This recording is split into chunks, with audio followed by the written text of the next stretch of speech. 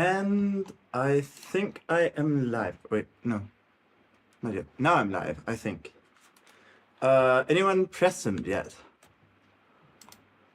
Let me see if I am indeed live. Yes, I am live. Okay, there's one live viewer, not a lot. I announced a bit in advance, hoping that people would join a bit quicker, but we'll see. People will. I'll give people a few moments to sort of dribble in. What's the word? To stumble in. No. To stumble in like drunkards. I don't know. Yeah. Anyway. Oh yes, you can confirm I am live. That's great. Payas, how is that pronounced? I don't know. But welcome to the stream. I think it's first time seeing you here, or maybe it's not. You have some odd times when you stream. Yes, the so basically half my streams are sort of towards the earliest end of my working hours, and the other half are towards the latest end of my working hours. Yeah, that should hopefully make it doable for people from different time zones. So I sort of just place them as far apart in time as I could. Because, you know, Americans and Australians have time zones that are quite drastically different from mine. So yeah. Oh, it's Moran. I see. Right. I wonder if other people are coming. I didn't get enough sleep. It got interrupted from like noise at night several times.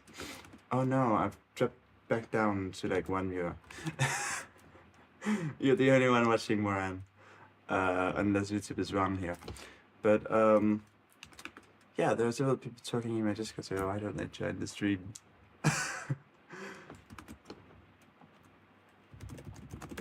Oh, that's right.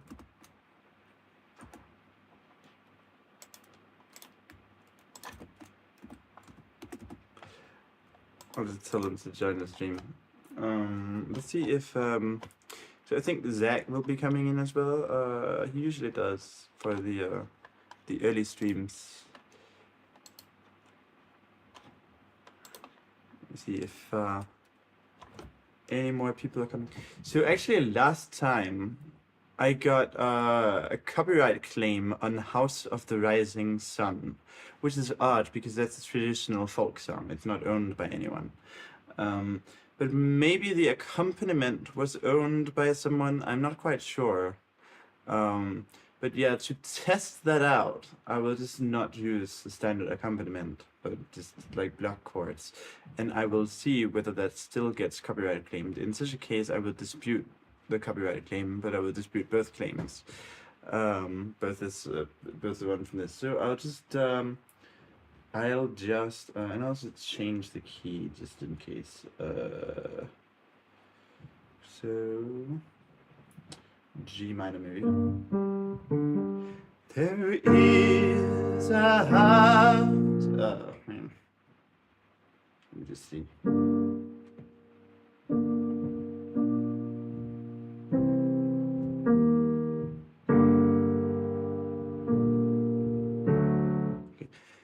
There is a house in New... Wait, what is it?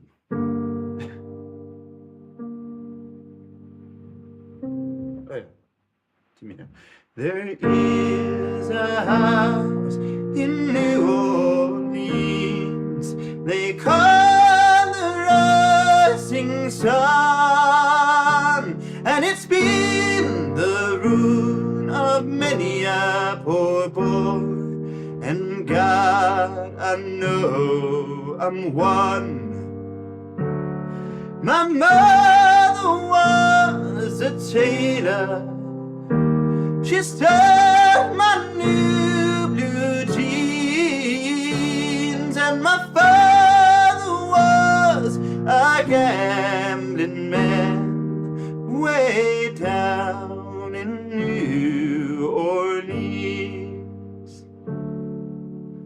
Now the only thing a gambler needs is a suitcase and a trunk, and the only time he'll be satisfied is when he's on a drunk.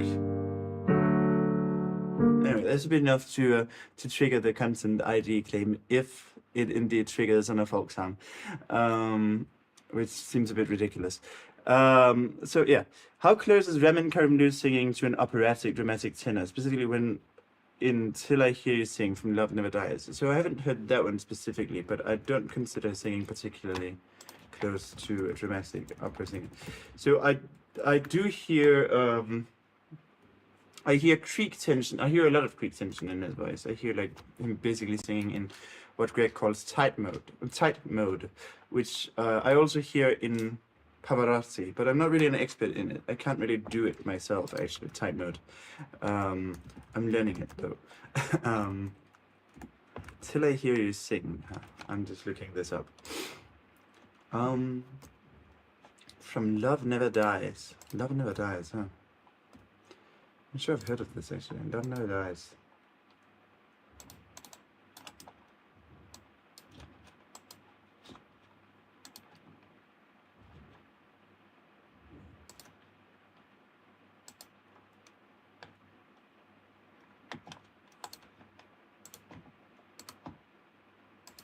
So I hear nasality as well, actually, which would be very atypical from a dramatic tenor.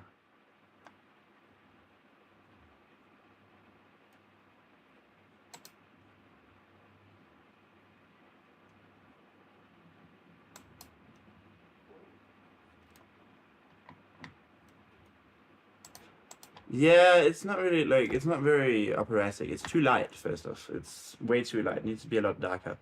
And a lot more powerful. And it sounds to me like there's often some nasality happening, and yeah, it's not really like.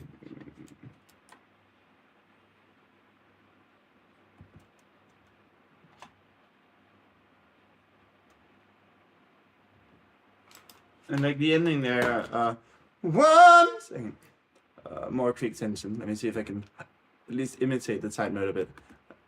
Once more. This is not nearly dark enough, right? An operatic tenor would probably cover, well, not just cover, like would close the vowel there. Once more, right? More like that. So it's not really very operatic. Let hope pass, let dreams pass, let them die. Can you give me a timestamp? So I have a question that's been on my mind. We talk about these different tunings, F whatever, H2 or something, and I sort of get it, but not really. Is there any point in me worrying about it? So understanding resonance tunings is very helpful. It's a little bit complicated, but it is worth doing, I would say. It's not strictly necessary. You can also just like figure out these like qualities separately for each coordination and just think of it as, oh, that's a shouty quality and it has these vowels, and you know, that works. It's a little bit, there are some cases where that basically won't be enough to figure out what's going on, and then you'd need a bit of trial and error that you won't necessarily need if you understand the resonance tunings. But yeah. If I can already hit a consistent yell and mixed. So there are still other, like there's whoop tuning, and there's also about like being able to do yell timbre, being able to do call register without yell timbre, right? Doing it in closed timbre specifically, which will usually require F1 H3 tuning. And you can do mixed voice in close timbre without F1H3 tuning, right? It's a bit less efficient, but you can do it. So just having learned mixed voice doesn't necessarily mean you have got the hang of of F2H3 tuning, and therefore it is possible that you may not be able to apply that to belting. Shall we continue? So actually, I should demonstrate that. If you have like my golden registration exercise, right, and you go to mixed voice at the top, but your mixed voice isn't quite F2H3 tuned. It might sound something like this. Hey, let me see. So early in the morning and just sleep deprived, but okay, I'll see if I can make it happen. Wow. Right, that's actually F2H4 tuned, I think. Not quite sure, but that's gonna have trouble being applied to what's the word? To call register.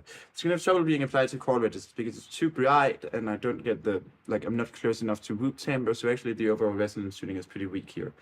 Maybe another example could be if I do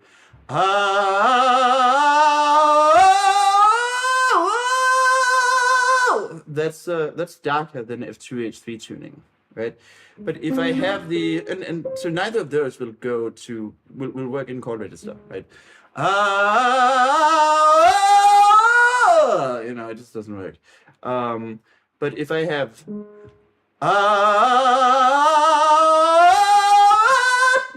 that actually went to call register immediately, which wasn't the plan. But if I do, let's do the other one. Just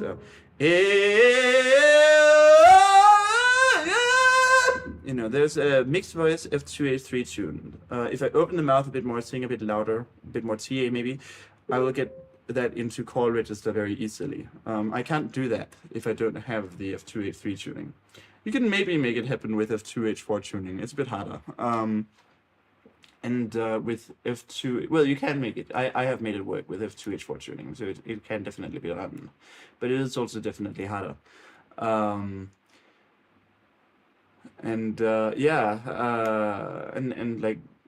If you lack the F2H3 tuning, then you can basically only do it if you're using a lot of grandpa voice. Anyways, shall we continue topic of creak tension and thinning of the voice? So pitch regulation always involves stretching / CT, but creak tension encourage more CT. Yes, more CT and less TA, right? So basically the reduction in TA comes from the need to make up for the increased resistance. If you just add a bunch of creak tension without reducing the TA at all, you get a lot of resistance. It's going to be very difficult to sing through that. Because they have a sort of superlinear effect. It's not just the creak tension and TA activity add together to create resistance. It's more they sort of they have this synergistic effect where you get basically quadratic increase in resistance or something close to that. There's a quadratic component or something. I'm saying this just based on experience, by the way. It's not I'm not sure it's actually precisely quadratic, but it's definitely faster than linear. Anyway, so basically you have to reduce the TAs just to not get overly tight and rigid. And you also, from doing that, it seems that the pitch drops more than the TAs, than the LTA activity can itself make up for, and so the CTs increase just to bring the pitch back up. Something like that. Is it useful to practice a song where you go many times across the bridge, first in some light mode, neutral, and only then to increase the volume? So that's a bit backwards compared to what I usually recommend. I tend to recommend working on the loud volumes first and the softer volumes later. Because when decreasing the volume, when trying to sing quiet, there is one method that is easier than all the rest. And that method is to just make everything less efficient by messing up the coordination, and we typically don't want that, right? So singing louder is usually a good start because that sort of encourages more efficiency. Okay, Buko says, hi, I love your content. I'm 30 years old and I started to learn 1 year ago. When I learn a song without my teacher, it sounds terrible, assuming I even sing in pitch, which is still difficult for me. 1. Why it's so difficult for me to stay in pitch when singing songs. When we practice with piano, I sing single notes properly. 2. My teacher tries to help me get rid of all the tension I have while singing. I even dropped my addiction, biting nails, and I work on bruxism, not sure what else, and tips I feel stuck. Okay, so the first question is basically, if you don't have the piano, then you don't have something that really establishes and like means and keeps you in a certain tonality. So for example, if I play a cadence, now we're in C major, right? This feels like the home chord, and then there's the dominant.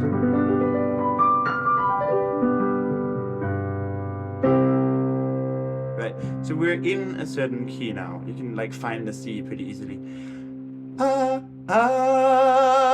Right, just because we've established it so strongly. If you don't have the piano doing that for you, then it's easy to sort of lose track of what key you're actually in.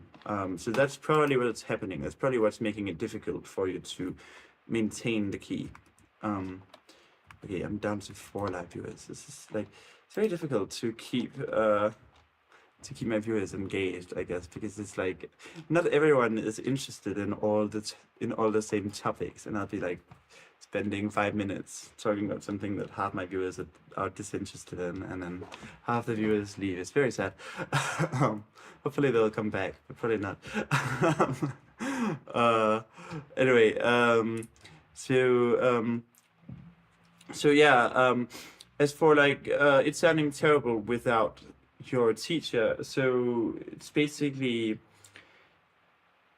if you think of like if you think of if we sort of make an analogy to an instrument, right, where basically, like, let's say you're a piano student, not a good example, let's say you're a violin student, right, and you sort of have a certain level of proficiency with the violin, and at your best it sounds sort of decent, but you can't necessarily bring out your best by yourself all the time.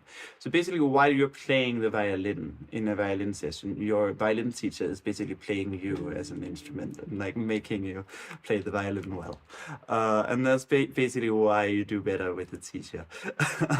The teachers are teaching you how to practice effectively and how to actually, like, not just how to improve your technique, but also how to make the most of the technique you already have. And without the teacher there to do that, then basically you won't be performing at your best. You can still learn that skill on your own, of course, but it's going to be a lot easier with the guidance of the teacher.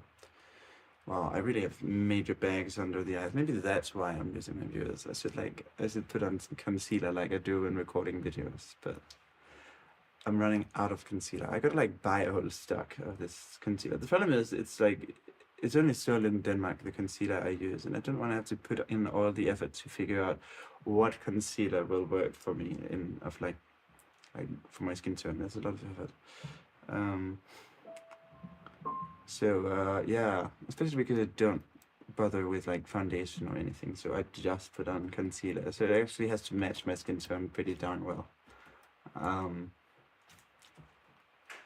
But yeah, any more questions? We sort of ran out of questions. Common problem I have, because I always spend a lot of time on the first few questions just to give people time to come up with more questions. And I see this long list of questions, and I basically panic. I'm like, oh, I gotta get to the rest of these questions, and then I like get through them pretty fast. But it also means that there's no more questions. I should like check. So one of the annoying things about the oh, actually I can just turn that on. Okay. Yeah, so the last question I got was almost 10 minutes ago now. We can This is a part of the problem, right? It's like there's gonna be like 10-minute time spans where there's no questions because people are like waiting for me to finish answering the old questions or something. Live streaming is difficult. Oh, I'm down to 3 live viewers. It's very sad. No. Don't apologize for the lots of text. It's good because it gives me something to talk about, which is always a challenge with these live streams. It's like people are always well. Actually, I guess what I will do now is go through some Reddit posts. I guess it's like maybe I should have a subreddit of my own with like meme content, and I should like go through the meme content for my live streams. But for now I can just go through r/singing and like comment on stuff. Let's also talk about breath leads tone versus tone leads breath, and how you think of SOVT. Yeah, okay, so these are good topics. So breath leads tone is basically this thing where people will caution you. For example, in Goethe's famous video about straw phonation, right? He talks about making these little hills, these like, and he tells you not to make sure they're not throat accents but belly accents, right? And this is a terrible idea, by the way, because it's basically going to encourage you. It's going to maximize the risk of pushing a lot of air and making you hoarse. And he actually gets hoarse from doing it, just from a few minutes of doing it. He'll be like, his voice is all gravelly afterwards. And that's very likely to happen when you use belly accents. So basically, don't use belly accents. Make sure you're using throat accents.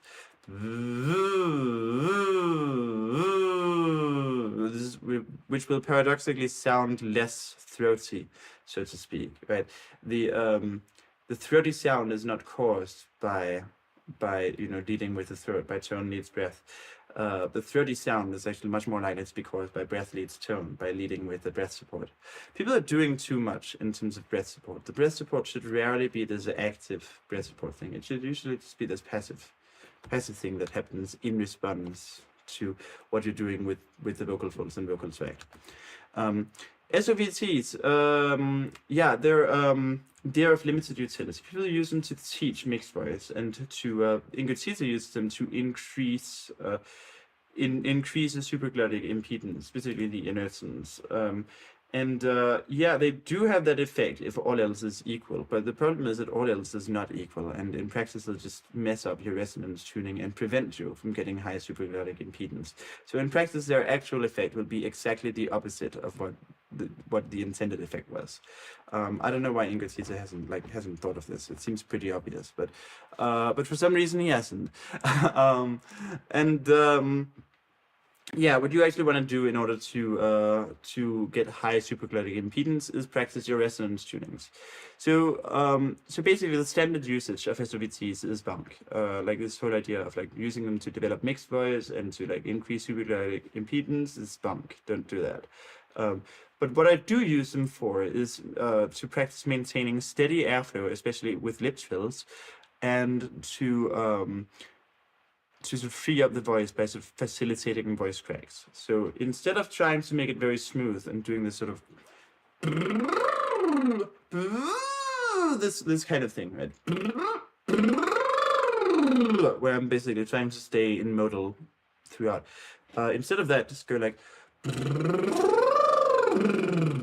allow this wide, uncontrolled voice crack to be there.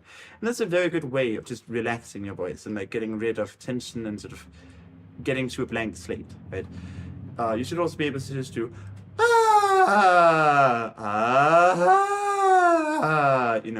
this kind of thing. And lip trills are great for like teaching you to do this, and instead of doing like, let's say,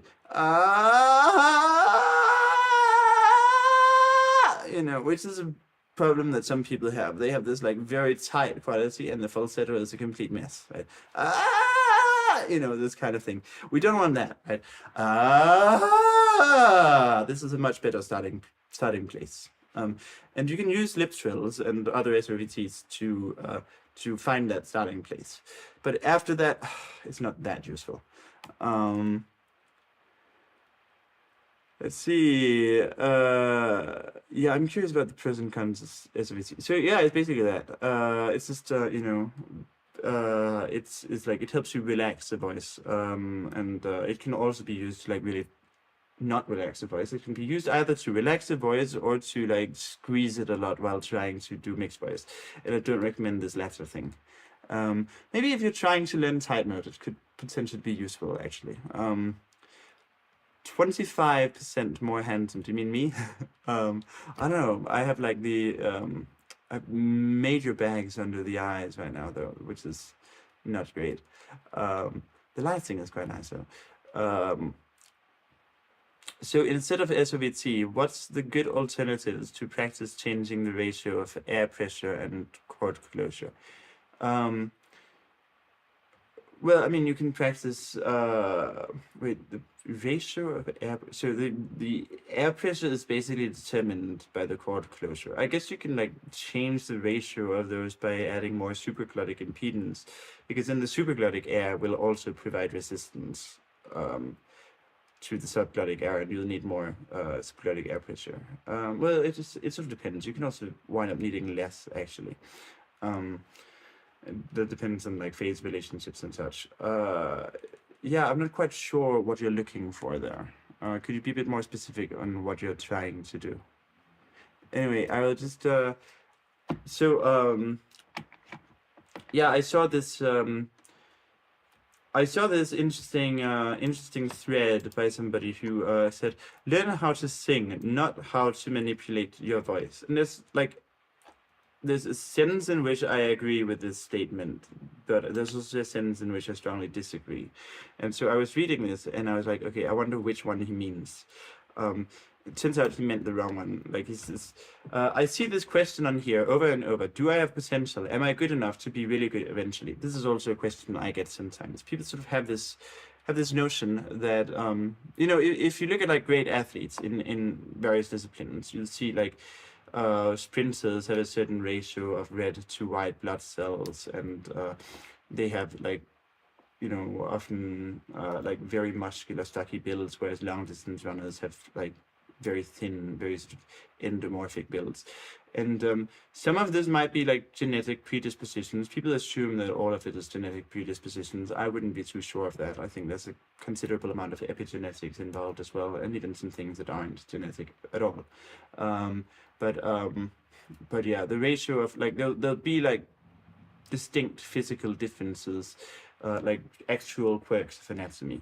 In singing, this isn't really like that common. You don't really see these like quirks of anatomy among like top tier singers. They just have normal voices that they're really good at using. So anybody who has a normal voice can like learn to be a world-class singer. But a person who keeps worrying all neurotically about whether they have potential is probably not going to go very far, because it would take like 5 years before they even get started, right? And then after those 5 years, they'll spend like the first 5 years being like very timid and being scared to sing even in front of the teacher and so on, right? And it's like that level of neurosis is definitely going to interfere a lot with potential. So, I mean, on some level, he's correct when he says, well, the answer to that question is probably no. But he's wrong when he says the reason is the actual noise that comes out of your mouth when singing is largely due to the precision of your vocal cords and connecting tissues. This is a very strange statement. I mean, he seems to be implying that the vocal folds are placed some random place in your throat, and like where they're placed is going to determine your sound. And this is just completely not true. There's a sense in which the precision of the vocal folds does determine your sound, because basically if you raise the larynx, you've raised the precision of your vocal folds. If you lower the larynx, you've lowered it. But this is something we can do by, you know, manipulating our voices. Yeah, it's very strange. Anyway, to make up for this, new singers tend to focus on a couple of notes they can hit while manipulating their voice and never learn to actually sing. Actually, I should share the screen just so. Let me see. Okay, well, you keep asking questions. I'll get to them in a moment. And there's some truth to this, right? This idea that people keep manipulating their voices instead of singing in a natural manner, right? And this is something that you'll find a lot of classical voice teachers talking about. The people will be talking, will be singing like, yeah, and there's two things happening here, right? One is knödel. I have a little bit of that in the sound, and another thing is I'm mellowing it too much compared to just yeah, which sounds a bit ugly until you add vibrato and a more interesting phrasing. But just like being able to do yeah is an important skill, right? And that's basically a sort of unmanipulated voice, right? This is very speech-like, just very sort of, in your face, ugly sustained note, right? Yeah, that's important to be able to do. Like to decorate the voice, you don't need to do all this like artificial, like all this weird mellowing for no reason, right? Maybe you're singing a mellow passage in like an otherwise, varied song, and then the mellow passage, you do mellow that one a bit, but you shouldn't just be like categorically mellowing all your singing because there's a sense that that's what singing should be like. Instead, you should be, like your default really should be to have this like very undecorated, very plain tone, and then to make it sound more musically pleasing, you can decorate it in all sorts of ways that don't involve altering the tone. You can add sort of a subtle swell to the note, and you can like add vibrato after a bit of sustain. You can add, you can also make some changes to the tone that are fairly subtle. You can add some brightness in the form of like a smile that makes the tone sound a lot more animated.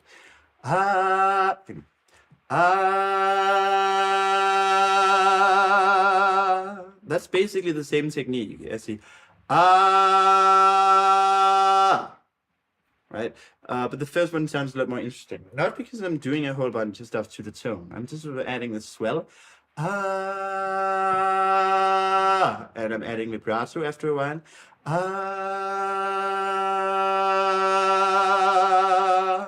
And I'm sort of adding a smile while doing the swell.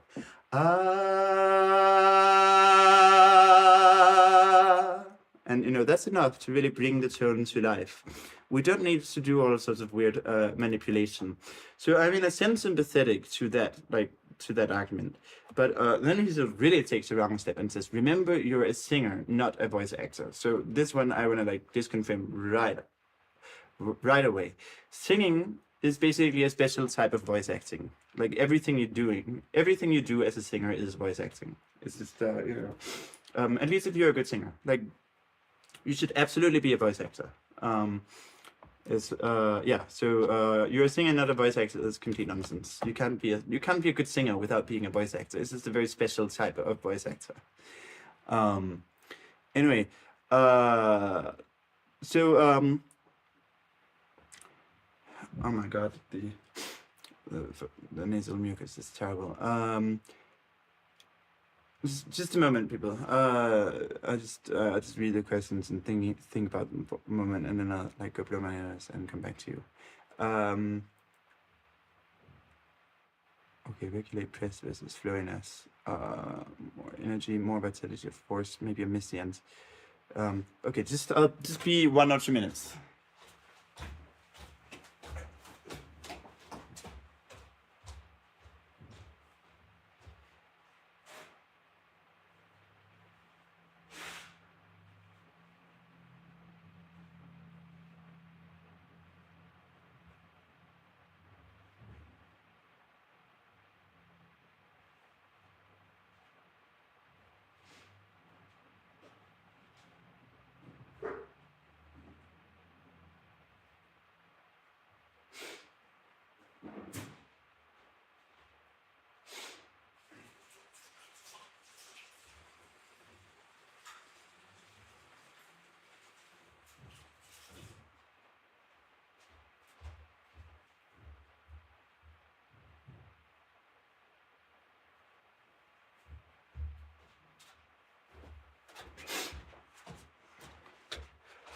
Okay, I'm back. I lost 2 viewers just in having to blow my nose. That's people have no patience nowadays. It's like TikTok has ruined the whole generation, I think.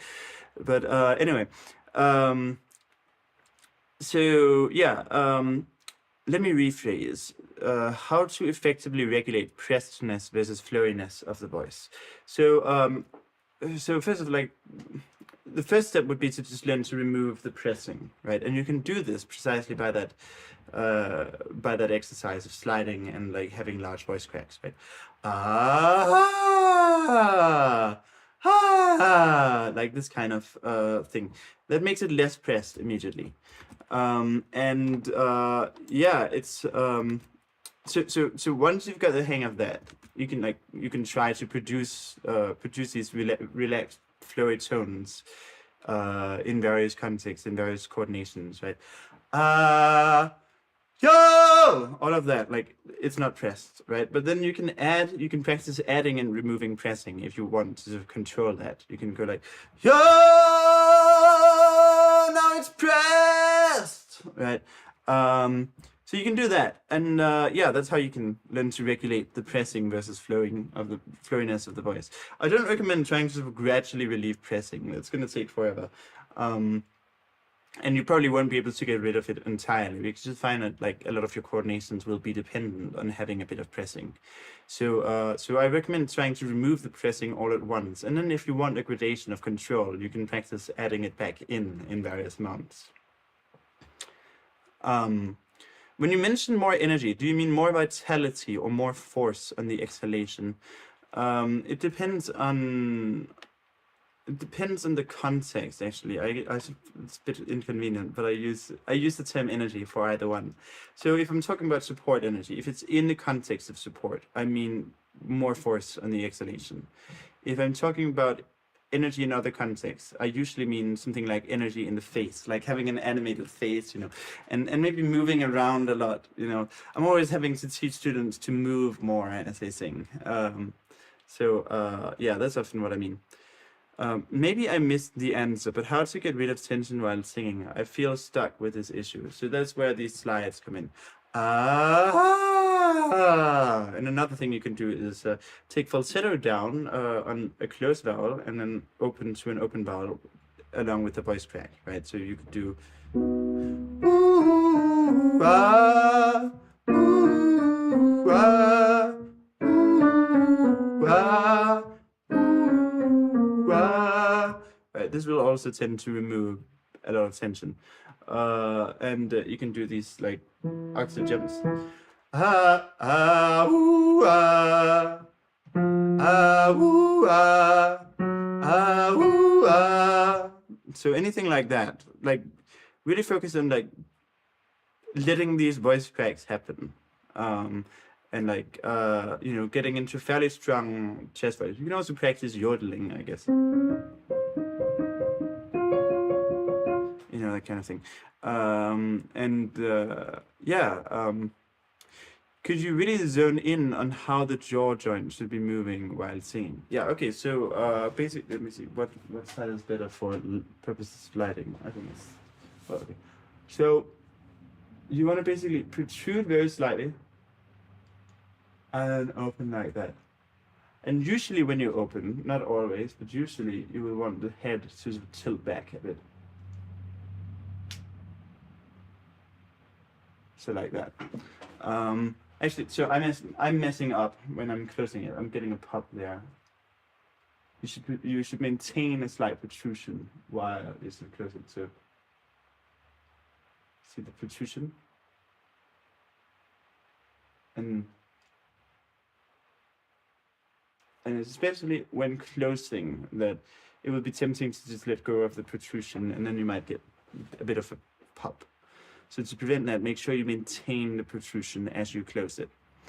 Wait, I should have faced the other way, because now I was facing away from the microphone and the audio quality was probably awful for a bit. Sorry about that, but I hope you caught. Somebody write a message telling me whether you were able to like catch what I was saying. Anyway. Well, I had myself a bit of a shock not long ago, so I am also pretty new to singing. It just started 2 years ago with me discovering karaoke. First time I attempted to record my voice, I was horrified. Yeah, that's pretty common. Don't worry about it. It'll get better. Turns out I was focusing too much on what sounded good for my inner ear, and I had to relearn some songs with the recording, giving me more of a real sound. Yeah, and like eventually you sort of get used to what you sound like in recording to the point where it doesn't surprise you anymore, where you can sort of where it sounds basically the same. Like you'll sort of calibrate your inner ear or something to hear yourself as others will hear you. And or maybe just to pay more attention to the sound in the room. Is that maybe that's what's actually happening, because there's a sort of low rumble in my inner ear. This also present in the room, but it's a lot weaker in the room. In my inner ear, it's like very strong, and the buzz I know is less strong on closed vowels in the room than it is in my inner ear. So if I do something like to me, that's actually more buzzing than but in the room it will be the opposite. The will be more buzzing, I bet. Eventually you just get a sense of how you will sound in the room and to other people, and then the recording sort of stop being a shock. You'll just listen to it and yeah, like, this makes sense. You just have a sense of what you sound like.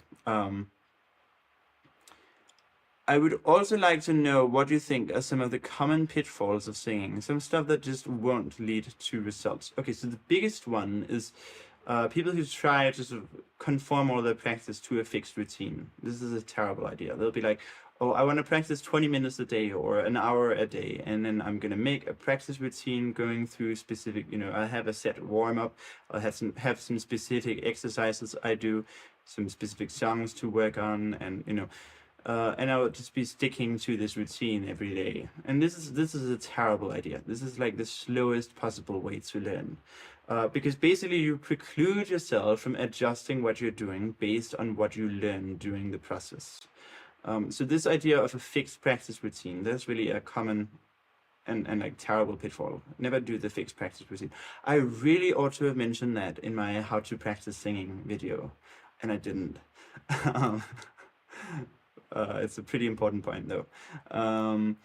It's like, don't do practice routines. I sort of allude to it a bit, but I could be clear about that.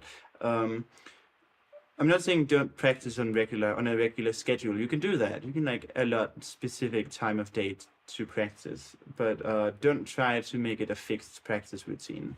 The fixed practice routine just doesn't work for something as complex as singing. It will reinforce existing habits, but you could just as well reinforce those by just singing. You don't actually need like practice sessions for that.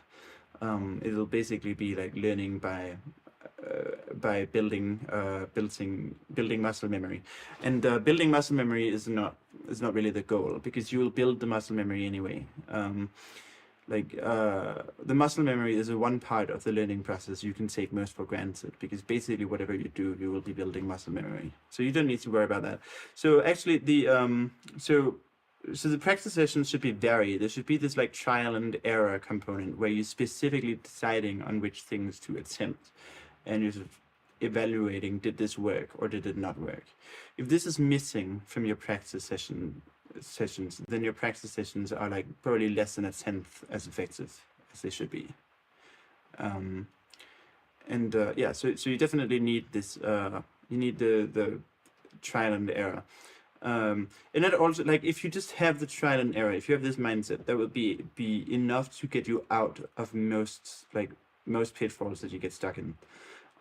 Anyway, other pitfalls include supporting way too much. That's another problem I see.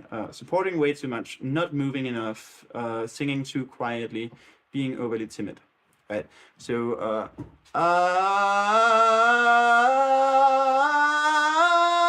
there's all of the problems in one, right? The spine is staying completely stationary. I'm moving the head a little bit, but only a little, right? And I'm using way too much support, and I'm singing too quietly and too timidly, compared to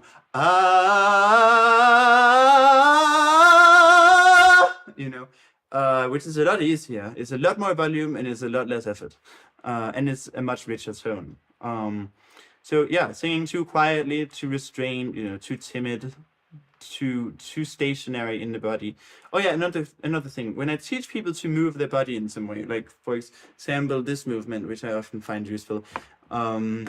Like for example, let's say we're doing a riff, and it's like a whoa,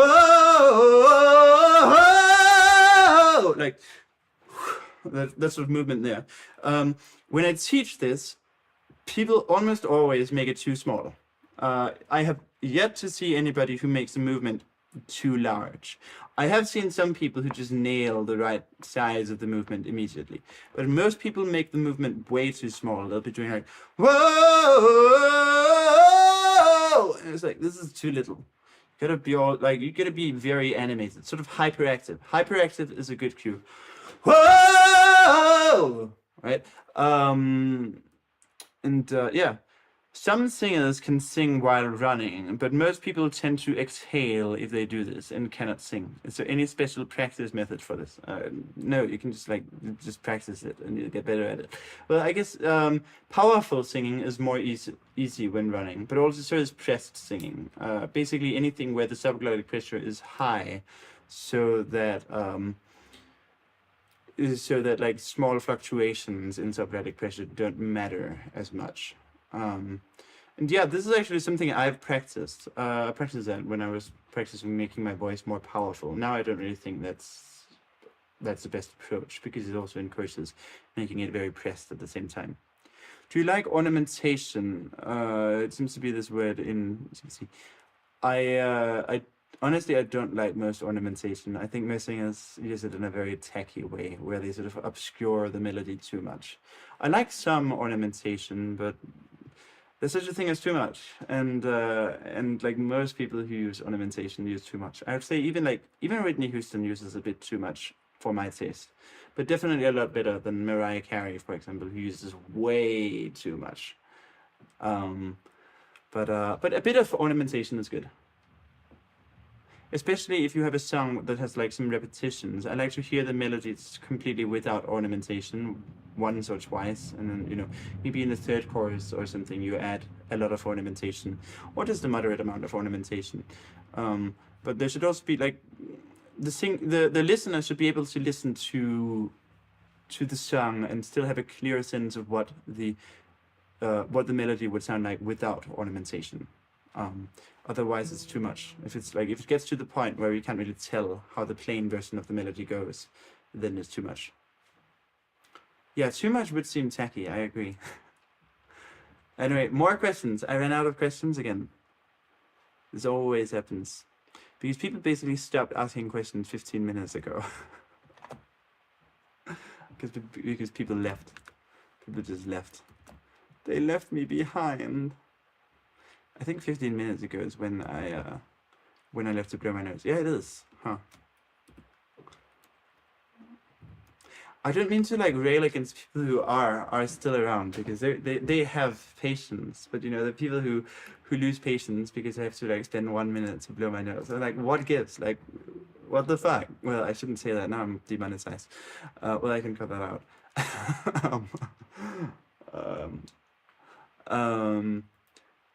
Anyway, favorite anime, that would be Attack on Titan, definitely. It's not just my favorite anime, it's my favorite piece of literature. It's like I rate it higher than like Dostoevsky and you know, Ayn Rand is another of my favorites, which is you know, very controversial thing to say, but I rate Attack on Titan higher. It's really, it will turn into a literary classic. I promise you that. It will like you know, 100 years from now, people will be studying Attack on Titan. At least if, you know, if humanity is still around 100 years from now. And if, you know, if they still know how to like play anime.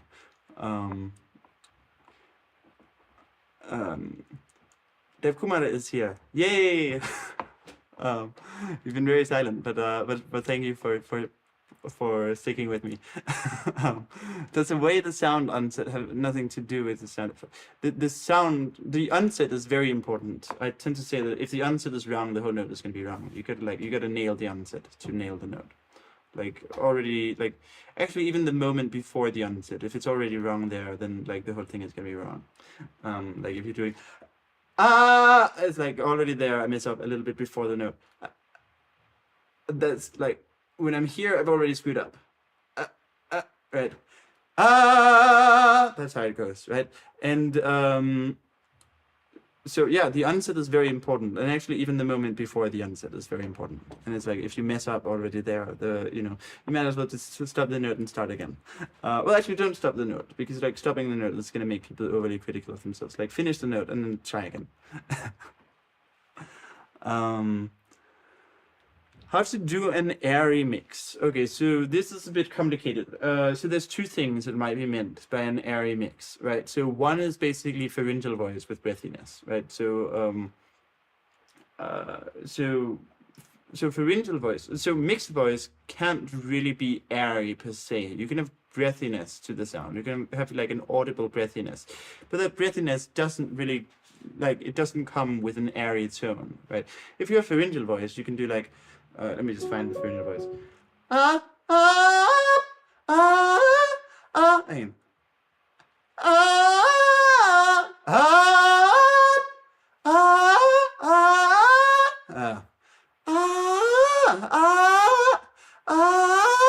Anyway, you can do something like that to find a breathy pharyngeal voice. It's not very good. I'm not very good at breathy pharyngeal voice, but you do this and you like add breathiness to it. It can work if you get the right amount of pharyngeal narrowing.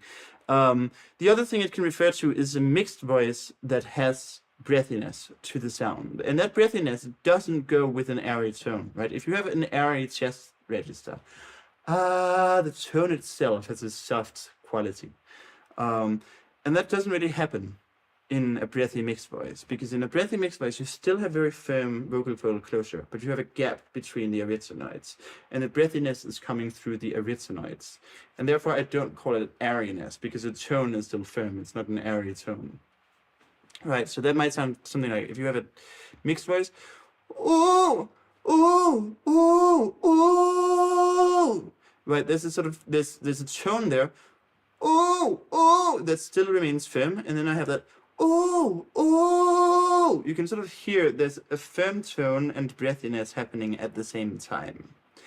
And you basically do that by sort of whispering through your mixed voice. It's sort of weird, but you like find the mixed voice, ooh, and then you whisper through it, ooh, right? And then you get a tone that's both breathy and like firm at the same time.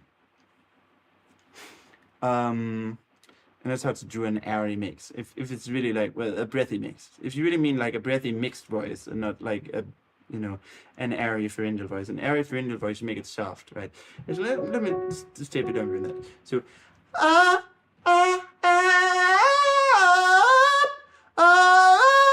and then,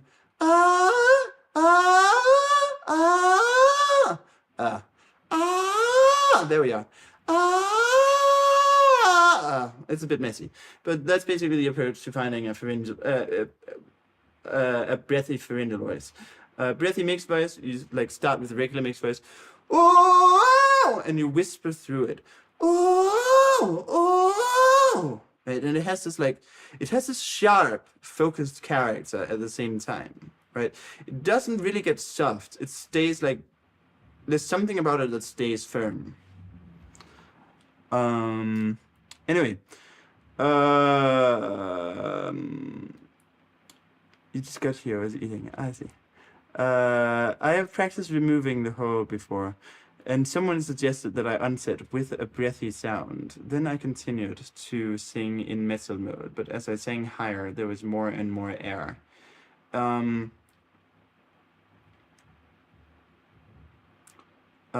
Yeah, it's like, you're probably not in a metallic mode at that point. It's very difficult to get metal with breathiness at the same time. It can happen. I've done it actually. Like a CBT app will claim it's impossible. Actually, it's only nearly impossible, and it's not very healthy. But it can be done.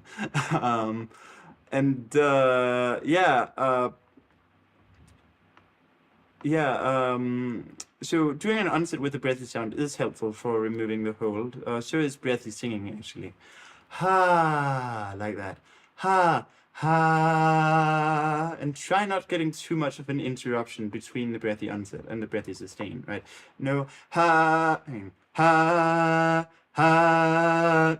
Like it's almost like there's a glossal right after the breathy onset. It's just ha ha, where the breathiness just goes right into the note. Or you could even do this ha ha, where the note just sort of comes out of this, like where the breathiness comes first and then the note. And then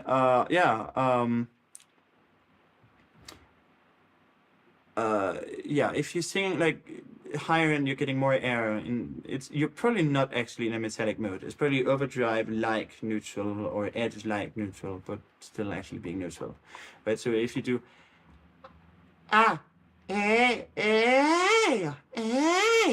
that's still neutral, right? That's not edge. Just because there's twang, that doesn't mean it's edge. To make it edge, you'd have to be way louder. That's edge, right? And overdrive, it's not overdrive if we just do that's not overdrive. That's neutral. Right. Actually, I just wanted to mention, like, it's specifically season 4 of Attack on Titan that elevates it to a literary masterpiece. But people completely misunderstand it, and they like think that you're supposed to root for rumbling arc Eren. You're not. Like, you're just not, and you're not supposed to root for the main character in Falling Down either, or in Nightcrawler or Taxi Driver or anything like that. In the Joker, maybe sorta kinda, but you're also still supposed to like to know that he messed up. He messed up bad. Anyway. So yeah, it's like but what I like about it is it's sort of a very psychological series. It really sort of explores this it explores similar themes actually to Neon Genesis Evangelion. It just explores them better, I would say. And then there's that delightful character, General Pixis. No, not General Pixis. Is it General Pixis? I don't think his title was General Commander Pixis. I don't know, but Pixis, who's just brilliant. I love Pixis. Pixis is my favorite character. In anything, maybe even. Well, no, he's not like my favorite character in anything would probably be Jiraiya from Naruto. But a lot of these like Sigma male grind set people are like idolizing characters like Sasuke or Itachi, and I'm like, no, don't. You should like be idolizing Naruto instead and Jiraiya. Like those are like they have a much brighter disposition. They're much mentally healthier, and they're just like better people. But anyway,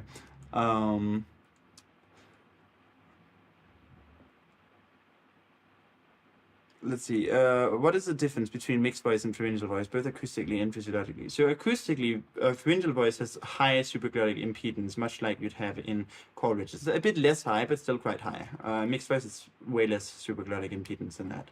So basically, for a pharyngeal voice, you shape your vowels the same way you would for chest voice.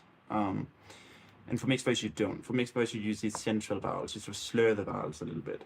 And physiologic in terms of this is already physiological, but I guess in terms of laryngeal mechanics, there's a difference that in mixed voice, the vocal folds are squeezed together. You have medial compression, and they're stretched thinner. You can also squeeze them together in pharyngeal voice, but they're not going to be like you're not going to have the laryngeal silt. So in CVT terms, like the difference is that pharyngeal voice is fuller density. You can add that pharyngalization and keep it in reduced density. At that point, you're doing what I call a pharyngalized mix. Anyway, nerfy time. If the back of the folds is open, how can it be pressed at the same time? So basically, there's a bunch of different muscles that close the glosses. You have the TAs, which sort of shorten the vocal folds.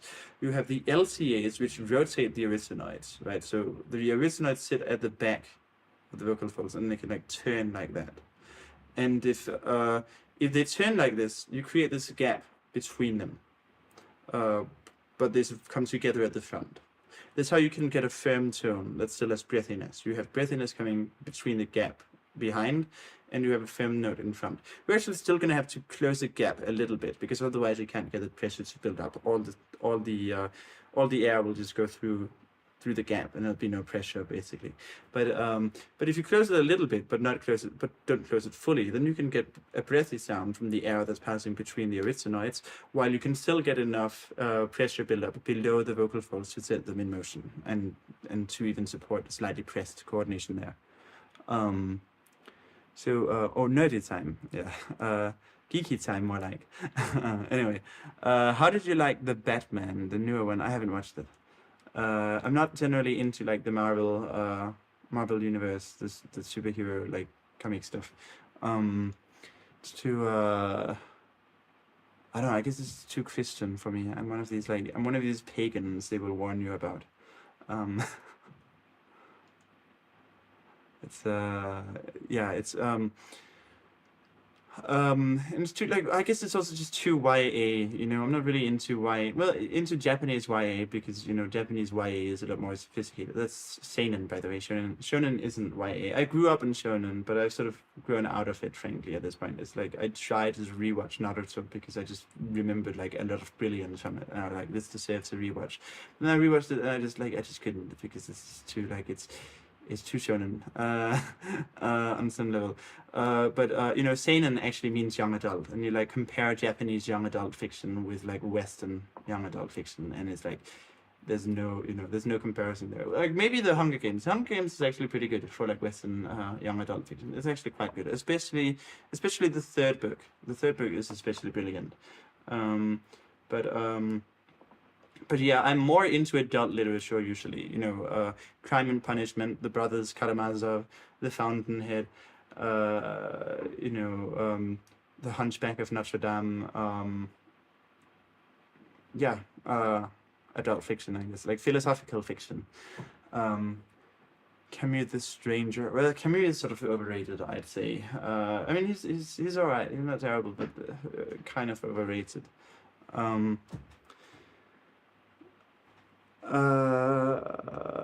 I saw the example of a female singer doing polyphonic singing, where she has an underlying tone while other notes can be heard. Yes, Anna Maria Hefele, or Anna Maria Hefele, I think.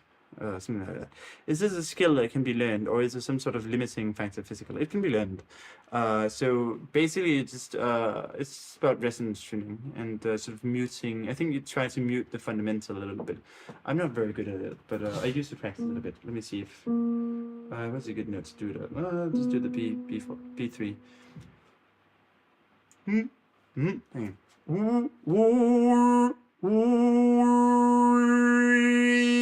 on.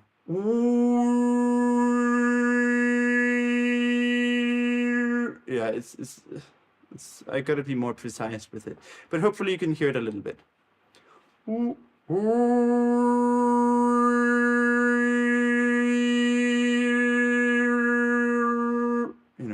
And you can practice with the spectrogram. I'm not sure I'm quite following the harmonic series here, but yeah, it can be learned.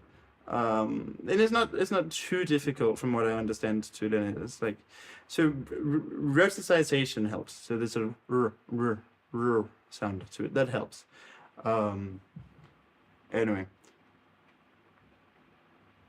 Yeah, exactly.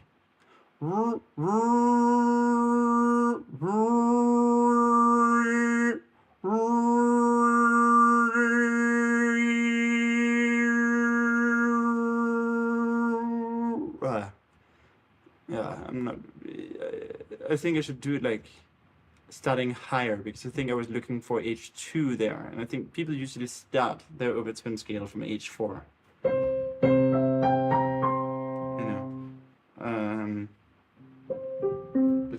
Let's do low pitch.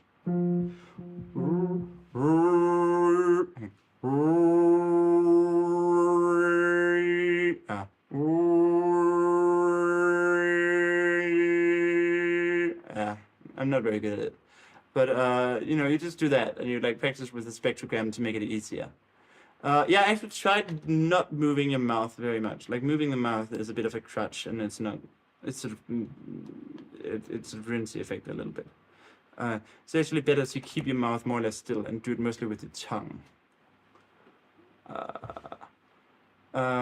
It's supposed to go between oo and e. Ooh, ooh.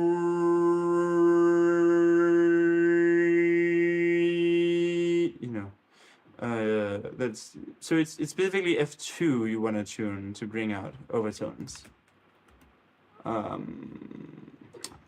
Anyway, I have 7 live viewers now. That should be enough to get me some questions. Otherwise, I'll just go back to like looking at stupid posts from r/singing.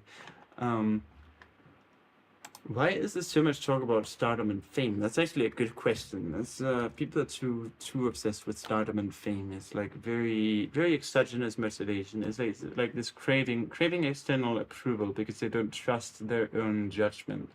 Is what I'd say is the reason. In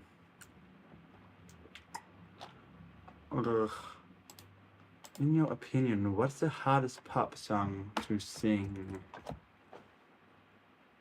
I don't know.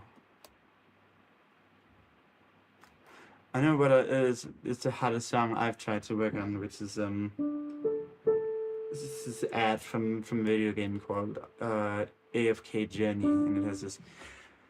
Brace yourself for the storm, we race for the morn, and when as the waves come crashing down, oh, we'll fight this tide. I'm right. Fuck.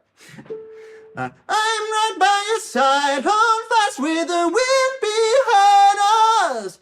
Raise your sails, push on forward and through the rain, into another world where you find what is waiting for us. Nine.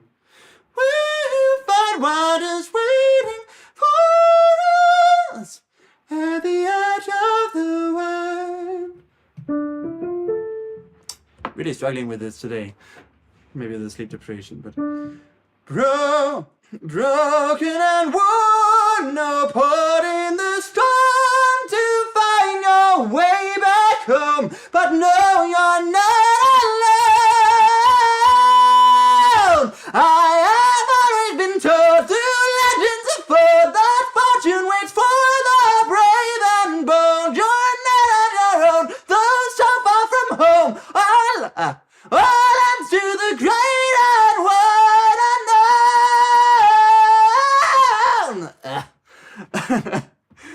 unknown. Too much so early in the morning. Well, it's not early in the morning, I just get up late. But very difficult song. Anyway. Wait, why did Adam Lambert stick out his tongue? It just helps get more frontedness and twang and such. Like if you're tuning F2, H3 at very high pitches, for example, sticking out the tongue is very helpful. Or if you're tuning F1, H2 and F2, H4 simultaneously, which is also pretty common. Thinking about starting AOT from next week. Wish my feeble smooth brain luck. I wish your brain luck. I'm not sure it's a feeble smooth brain, but you know, I wish you luck anyway. Why did you get into singing and teaching singing? Well, I heard this this boy choir in Oxford, and I was 14, and I was like, I want to learn how to sing like that, and so I got into countertenor singing, and I did a lot of countertenor singing for a long time. It was sort of my sole focus, and I was working a lot on.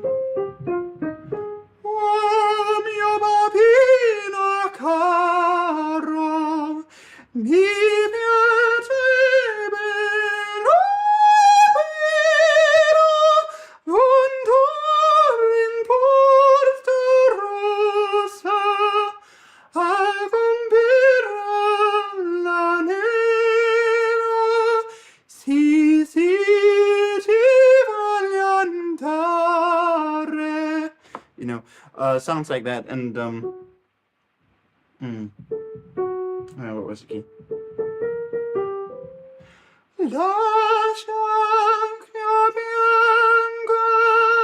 Mia cruda sorte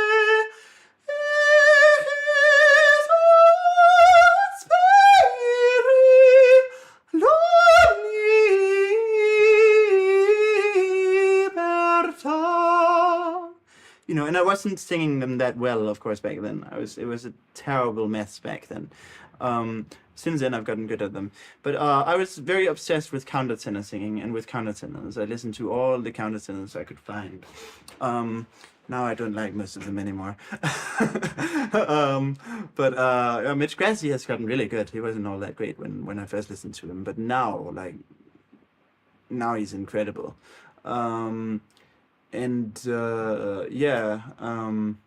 Chris Cornell, no, not Chris Cornell, what's he called? Chris Colfer,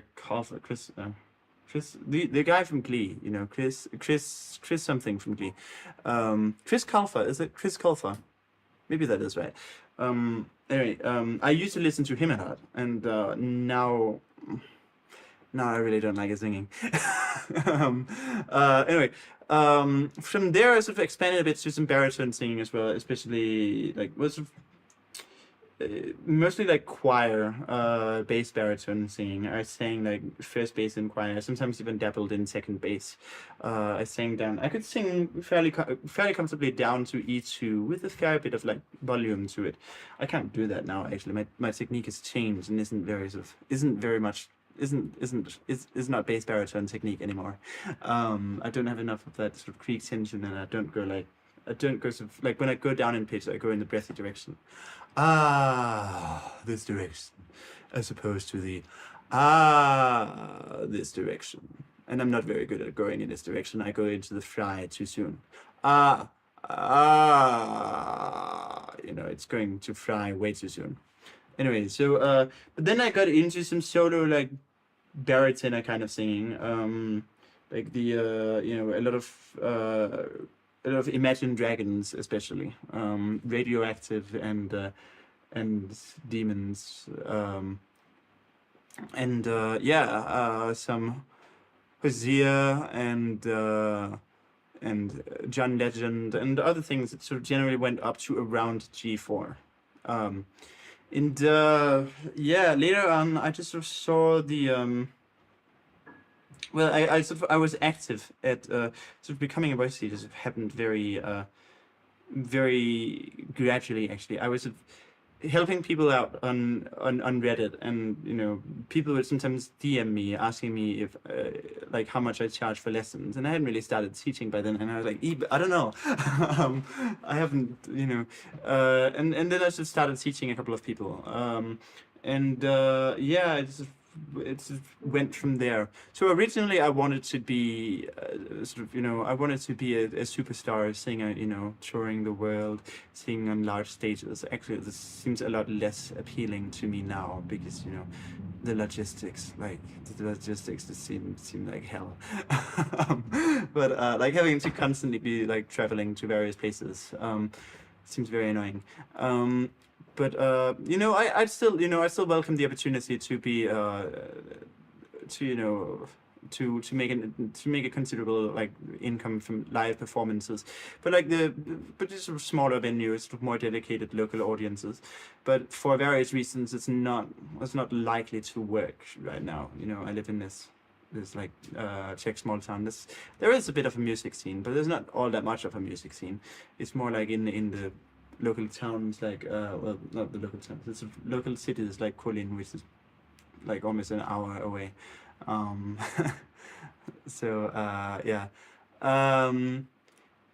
In countertenor singing, it seems like it would be more difficult to make a warm sound than it would be for sounds in the lower chest area. Oh yeah, for sure. It takes a while to learn, but it's also it's great practice for precisely that reason, because if you can do it in countertenor singing, and then doing it in chest voice is easy. And I actually learned it when practicing Think of Me from Phantom. Think of me waking, silent. I'm not sure about the registration there. Think of me waking, silent and resigned. Imagine me trying too hard to put you from my mind. Imagine me. How does it go? Oh, I don't know. We never said our love was evergreen, or as I'm trying raging as the sea, but please promise me. Oh, I don't remember the lyrics. But if you happen to remember, stop and think of me. You know, and I was really trying to make it very loving. And that definitely helps get the warmth in there. Yeah.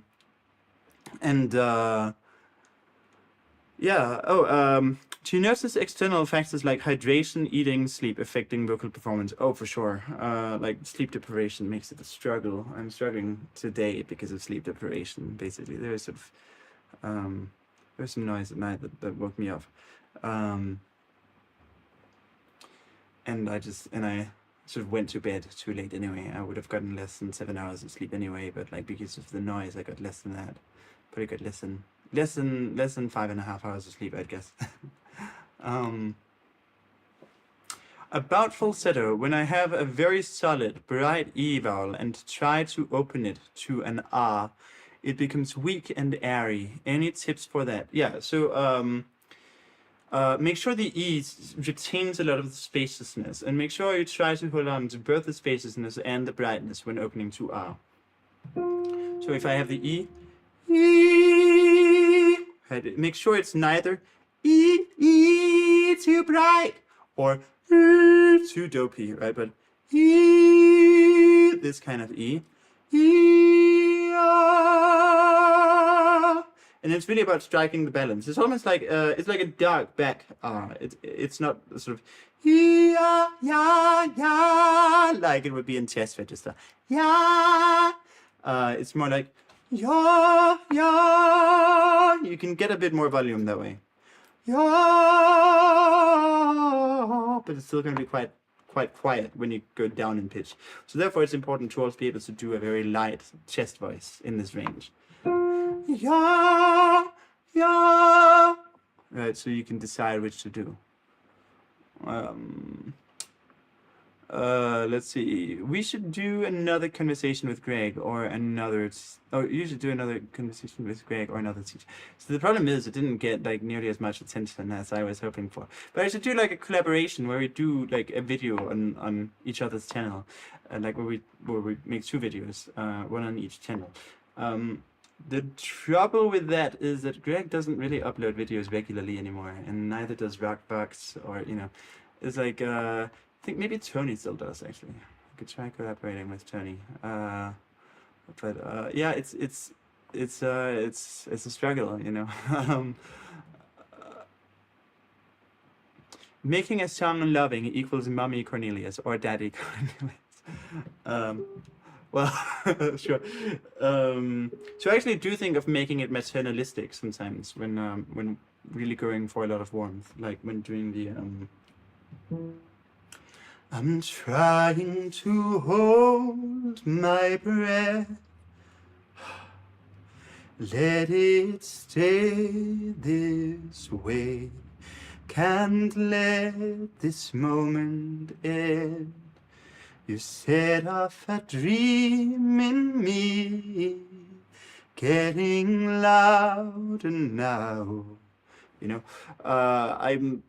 I tend to think of making that maternalistic. So yeah, I wish I didn't do a good job of actually right now. But yeah, maternalistic is a good cue for like a really warm, soft character. Paternalistic, I don't know what that would sound like actually.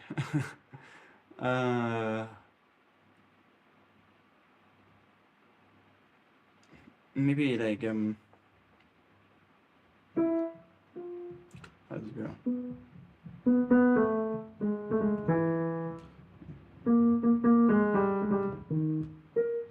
Let's try. It's 9 o'clock on a Saturday, the regular crowd shuffles in. There's an old man sitting next to me, making love to his tonic and gin. He says, son, can you play me a memory. I'm not really sure how it goes, but it's sad and it's sweet, and I knew it complete when I wore a younger man's clothes. Sing us a song, you're the piano man. Sing us a song tonight, 'cause we're all in the mood for a melody, and you've got us feeling alright. I don't know, that's maybe what I'd associate with paternalistic. This is a great song to practice, by the way. Very, very bold, very strong, very, very good song to practice. How to get into countertenor singing. Most important concepts in countertenor singing. So start by whooping. Well, actually, before even that, start by getting a very agile, bright, breathy falsetto, like ha, ha, this kind of thing. To practice that, you can practice a lot of Celtic songs are great for this, right? So by yon bonny banks and by yon bonny braes, where the sun shines bright on Loch Lomond, where me and my true love will never meet again, on the bonny, bonny banks of Loch Lomond. So start by just doing this bright, breathy, princess-like singing. And once you've got the hang of that, practice some whooping. Woo! And then practice taking that down in pitch to get to like F4 or so. Woo! Woo-wee! Find this dopey, whoopy E. E! And then practice making that as bright as possible while keeping some of the depth in there.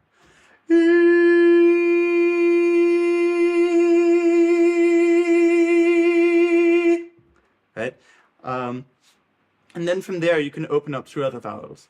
E-A, E-A, E-A. Right? E-A, yeah. That one was a bit bad. Anyway,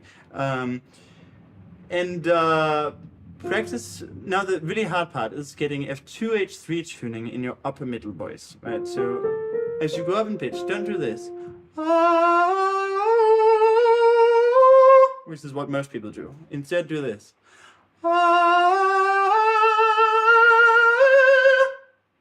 Right, get this brighter ah happening there. The air as well.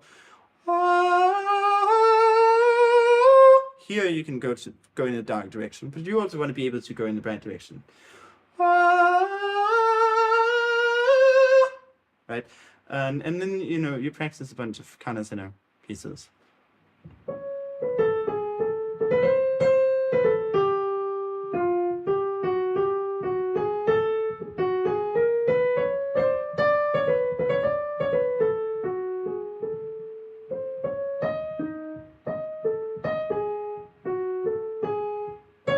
Shall we hear, shall we hear, Herr von Tage, Wein von dir Wein, von der Beter nicht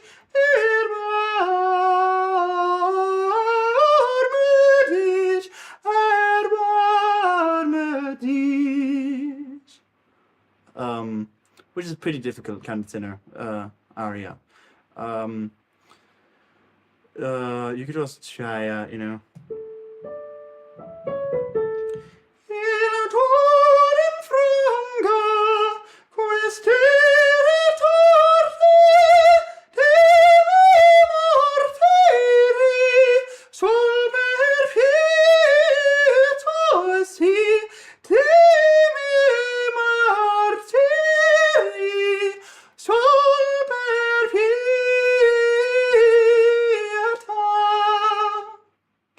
I messed up the trill, and there were a couple of notes that were a bit out of tune.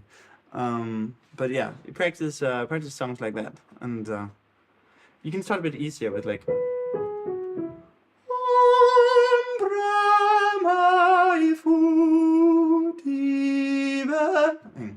Oh, I should mention the consonant trick. The consonant trick is very important. Use the consonant trick for transitions.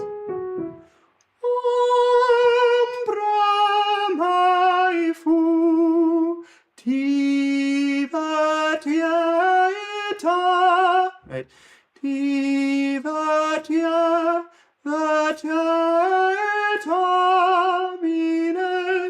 A great song for practicing the consonant trick is Time to Say Goodbye. Quando sono solo sogno all'orizzonte mancano le parole. Sì, lo so che non c'è luce luna.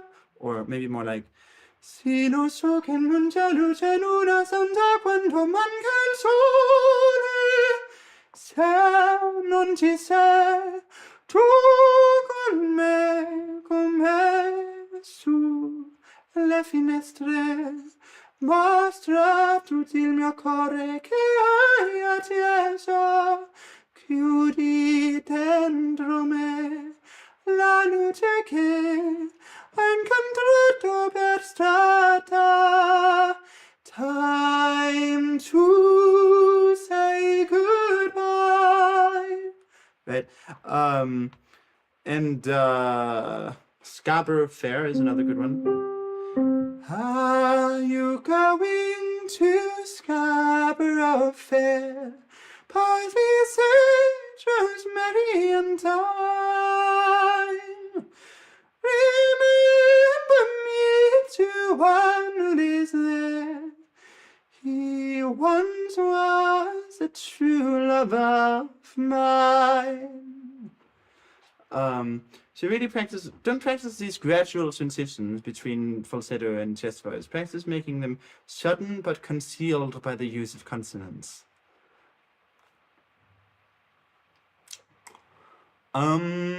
Anyway, certain personalities are better suited for certain character traits, which they can learn to exude in their singing, and maybe that gives them a unique identity as an artist. Yes, and it also is a large determinant of voice type, I think.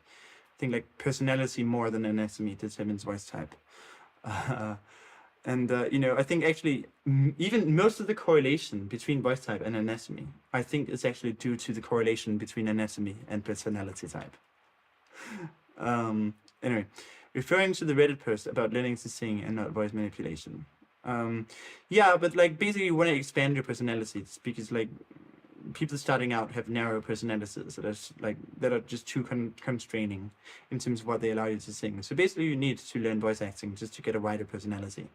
Helps with someone doing a better job at making a song sound materialistic. Do you mean maternalistic? Maternalistic/paternalistic or something else. Lol, this reminds me that most of the operatic baritones I know laugh the same way. Interesting. What way do they laugh? This is like a deep-throated, hearty laughter. Like the laughter of a sailor or something. Anyway, I'm probably about to end the stream. Does anybody have some last-minute questions? I'm really like quite sleep-deprived.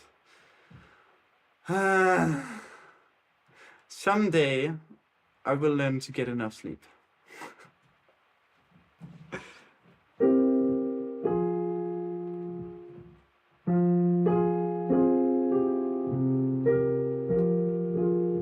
That's all I know of that Bach piece. That's all I remember.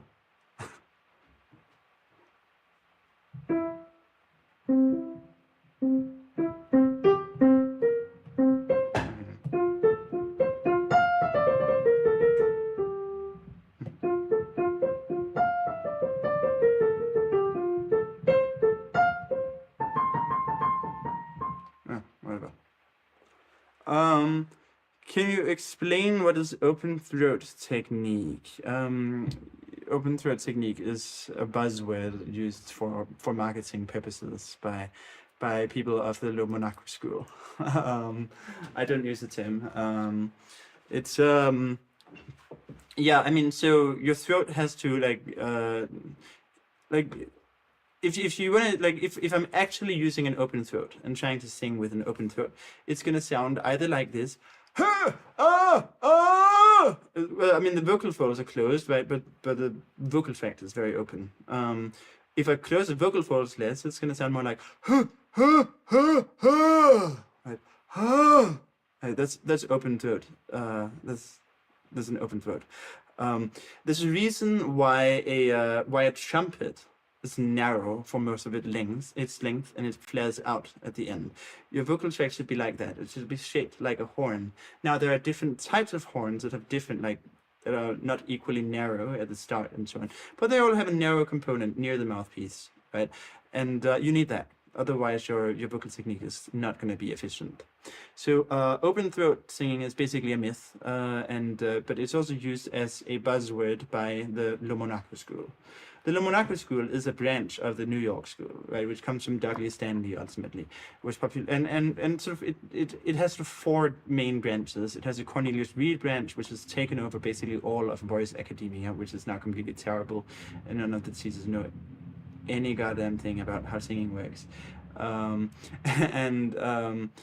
the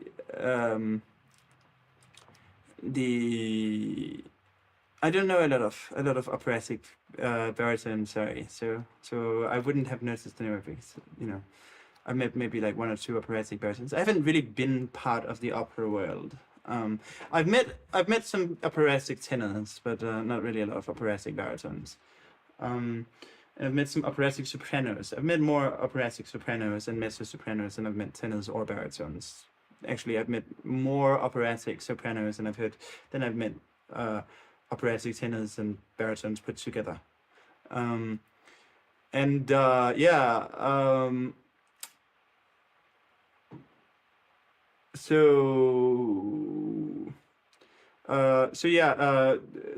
New York school sort of turned into four branches. One is the Cornelius Reed branch that has taken over vocal academia, and then there's the speech level singing branch. Of course, we all know the speech level singing branch, and there's the Le Monaco branch, which is basically the one that like Jeremy Silver is a fan of, and Giancarlo Monsalve is also a fan of it. I actually kind of like Giancarlo Monsalve. I think he's definitely a cut above Jeremy Silver, and also a lot more classy. I kind of like him. He's a bit of a troll sometimes, but I don't really mind. I like his inflammatory content as well. I'm missing one. Oh yeah, David L. Jones, right? Who invented the Swedish-Italian school, the historical Swedish-Italian school, which is not historical at all. It's something he made up, and it's basically just New York school rebranded. And he's a charlatan. And I'm comfortable saying this. I know for a fact that isn't a libelous claim, because his own primary source, Leif Lundberg, has called out the fraud.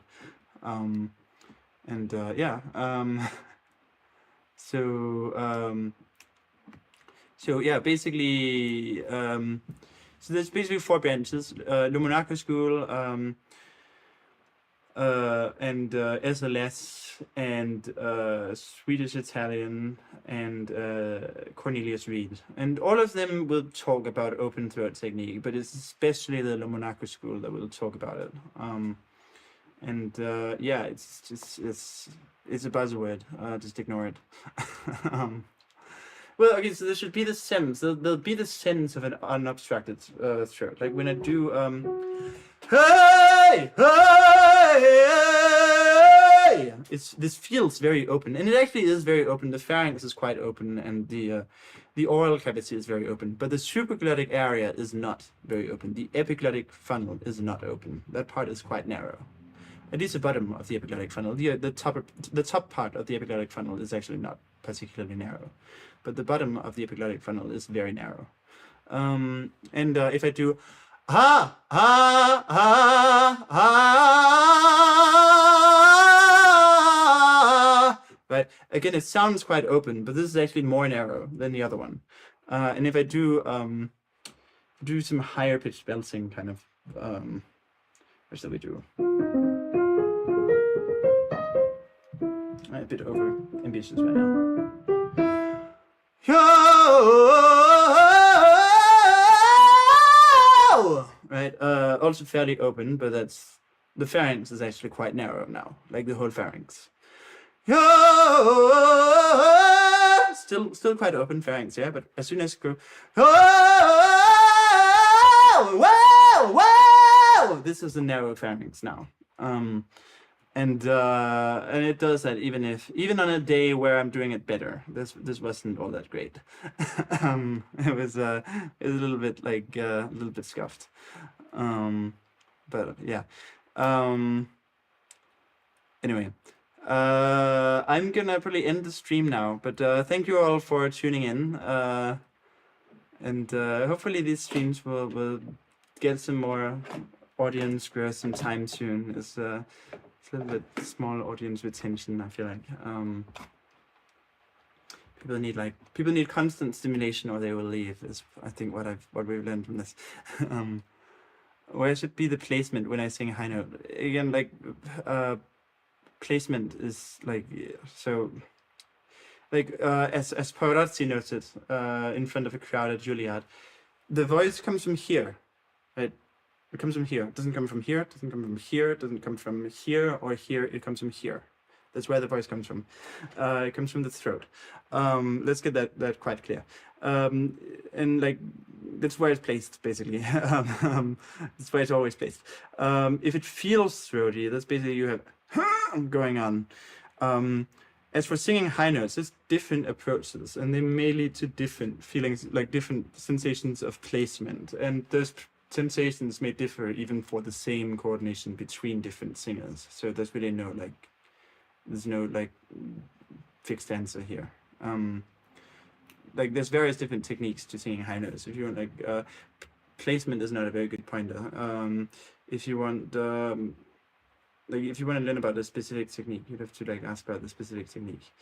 Like for belting, I feel like I sense placement of like very, very mouthy. But like if I do, and that's true whether it's open or closed, right? So going up in place and belting, I can go either